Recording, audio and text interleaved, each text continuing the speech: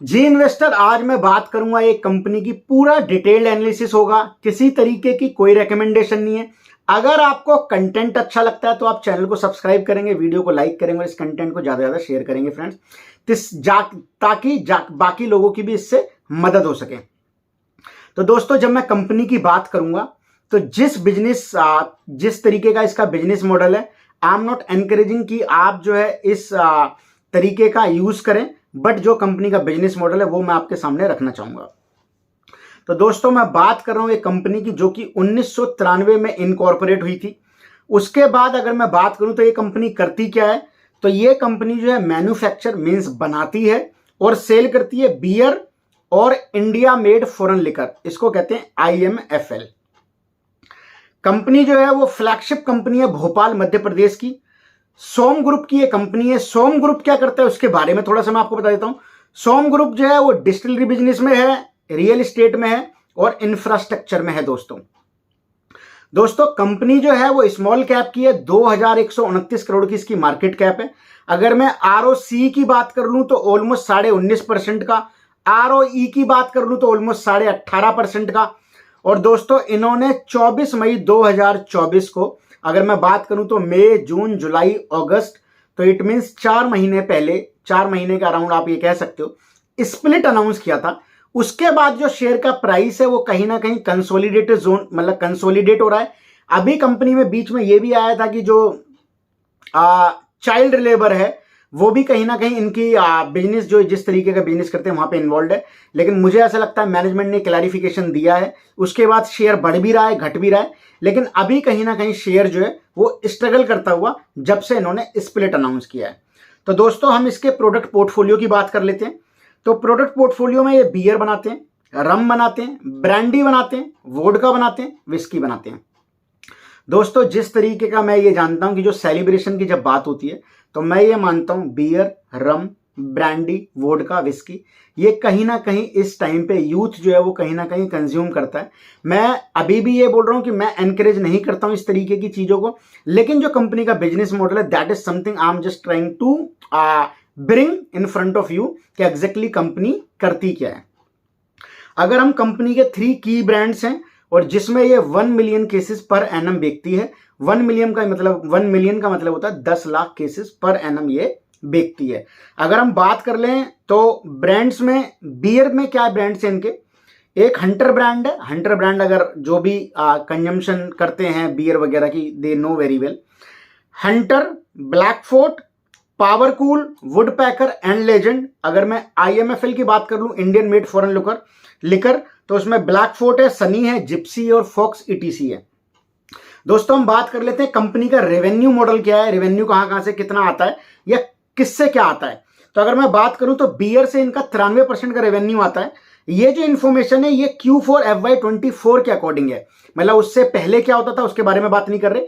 Q4 FY24 के according ये beer से 93% का रेवेन्यू कमाते हैं और IMFL Indian made foreign liquor से 7% का रेवेन्यू आता है। अगर मैं बात कर लूं मैन्युफैक्चरिंग फैसिलिटी की, तो वहां पे भोपाल है, एक कर्नाटका है और उड़ीसा है फ्रेंड्स।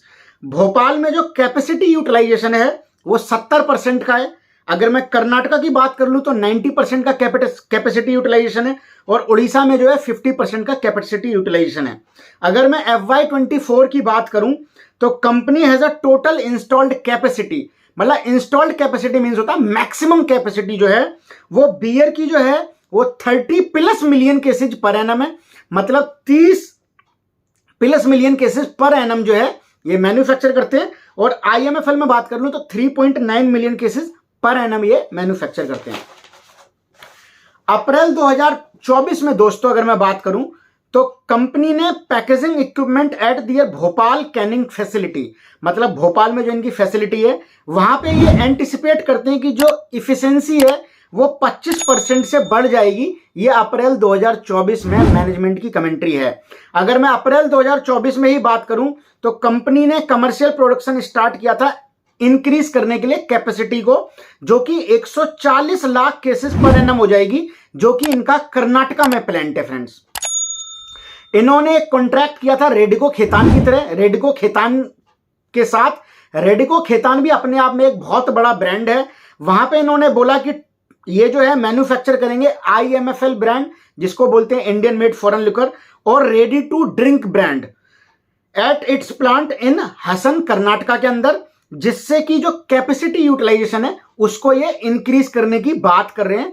जो मैं बात करूं, अगर जो इन्होंने रेडिको खेतान के साथ कॉन्ट्रैक्ट किया है। ग्लोबल प्रेजेंस की बात कर लें दोस्तों, तो apart from having a pan India presence, मतलब पैन इंडिया प्रेजेंस के अलावा company has a global presence and export its product to 24+ countries. मतलब जो कंपनी का अक्रॉस इंडिया जो सेटअप है वो तो है ही है, इसके अलावा ये 24+ कंट्रीज को एक्सपोर्ट भी करती है। अगर मैं अपडेट्स की बात कर लूं कुछ इंपोर्टेंट्स, तो इन मई 2024 को कंपनी ने ऑफिशियल परमिशन मिली इनको कि ये स्टेट ऑफ तेलंगाना में जो है जो इनका ब्रांड है उसको सेल करेंगे। उसके बाद इन अक्टूबर 2023 को company introduced a new strong beer, legend brand है इनका कर्नाटका में, वो इन्होंने इंट्रोड्यूस किया अक्टूबर 2023 के अंदर। अक्टूबर 2023 के अंदर ही अगर मैं बात करूं तो इनको परमिशन मिली सप्लाई करने की बियर को छत्तीसगढ़ के अंदर। छत्तीसगढ़ के अंदर इनको बियर सप्लाई करने का एक ऑफिशियली आप कह दो परमिशन मिली दोस्तों। 2 सब्सिडरीज इनकी, उसके बारे में बात कर लेते हैं।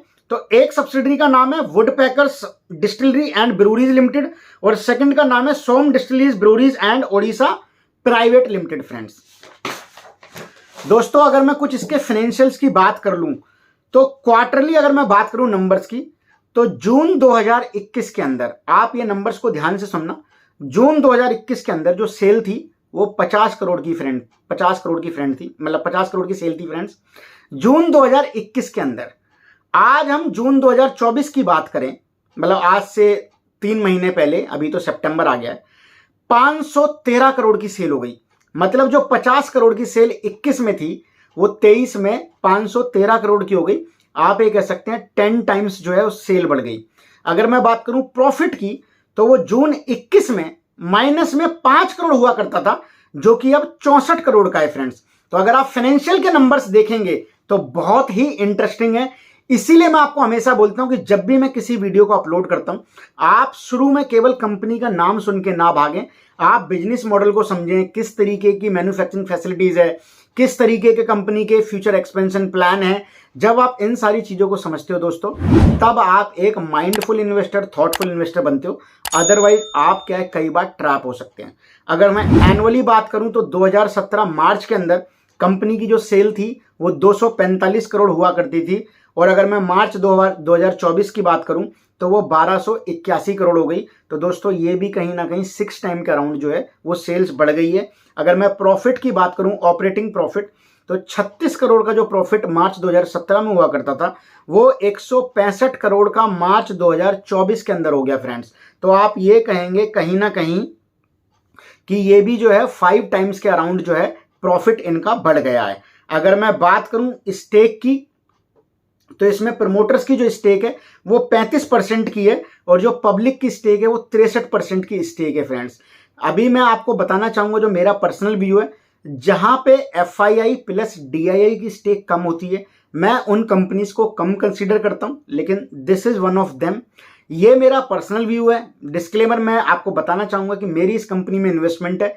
मैं किसी तरीके से रेकमेंड नहीं करता कि आज आप इस कंपनी को बाय करें या ना करें, लेकिन जिस तरीके का बिजनेस मॉडल है, मुझे ऐसा लगता है आने वाले समय में अच्छा कर सकती है कंपनी।